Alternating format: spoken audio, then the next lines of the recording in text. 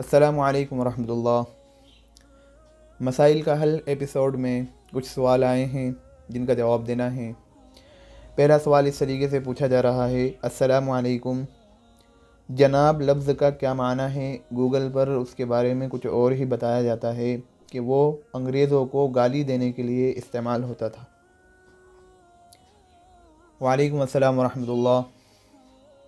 بھائی، جناب لفظ کا جو معنی ہوگا وہ مسٹر کا ہے، یعنی جناب لفظ مسٹر کے متبادل ہے۔ اور جو سوال کرنے والا یہ پوچھ رہا ہے کہ گوگل پر یہ بتایا جا رہا ہے کہ یہ انگریزوں کو گالی دینے کے لیے استعمال ہوتا تھا۔ تو میں نے بھی گوگل پر جب سرچ کیا، گوگل پر دیکھا تو ایک واقعہ یعنی جناب لفظ کے بارے میں ہی آیا، اور اس میں ایک کتاب کا حوالہ بھی تھا، بکھرے موتی، جو میرے پاس ہے بھی۔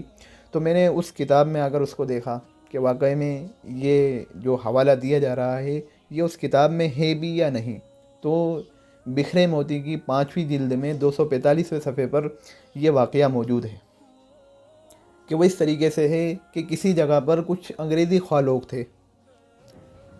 اب وہ جو دینی مدارس اور عربی مدارس کے جو اسٹوڈنٹ تھے وہ انہیں پریشان کیا کرتے تھے، تنگ کیا کرتے تھے۔ وہ کبھی تو انہیں قربانی کا مینڈا کہہ کر پکارتے، کبھی اور کسی جانور کا نام لے کر پکارتے، کبھی کچھ کہتے۔ تو اب یہ جو دینی مدارس اور عربی مدارس کے جو اسٹوڈنٹ تھے یہ پریشان ہو گئے۔ اب انہوں نے ایک دن میٹنگ کی، اب انہوں نے مشورہ کیا آپس میں کہ ان انگریزی خواہ لوگوں کا کچھ کرنا ہوگا۔ یہ بہت ٹپر ٹپر کرتے رہتے ہیں انگریزی میں، تو ان کا کچھ کرنا ہوگا۔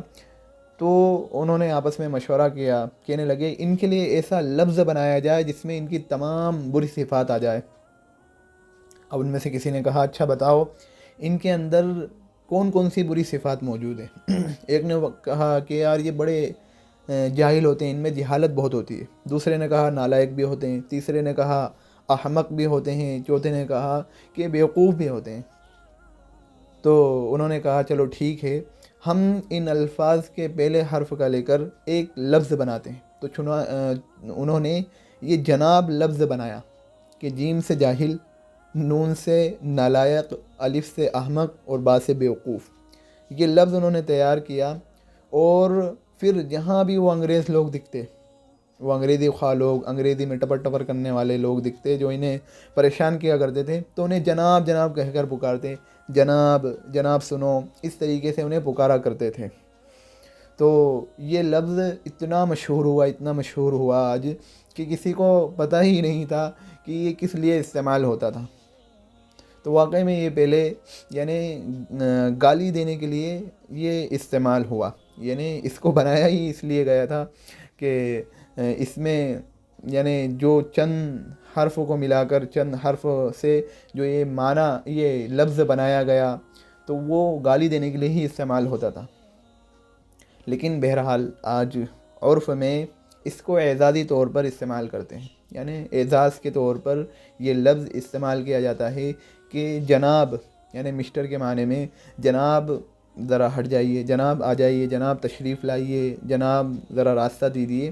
تو بہرحال اس میں آج کوئی دقت نہیں، کیونکہ عرف میں یہ آج اعزازی طور پر ہی استعمال ہو رہا ہے۔